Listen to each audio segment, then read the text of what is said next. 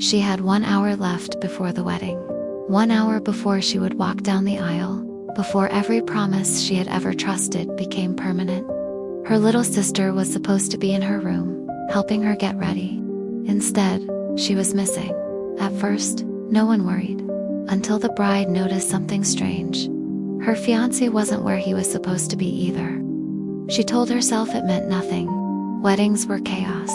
People moved around. Things got delayed. But then she heard laughter from upstairs. Not one voice, two. Slowly, she climbed the stairs, her dress brushing against each step, like a warning she refused to understand. The laughter grew clearer, sharper, familiar. It was her sister, and him. She stopped outside the half-open door. Inside, her fiancé was sitting on the edge of the bed, and her little sister was standing too close to comfortable fixing his collar, like she had done it 100 times before. "You shouldn't be here," her sister whispered. But she wasn't surprised. Not even afraid. Her fiancé looked up, and for a second, he didn't speak. That silence said everything. The bride didn't cry. Not yet. She simply stepped back and closed the door gently, like she didn't want to wake a sleeping house. Downstairs, guests were arriving. Music was starting.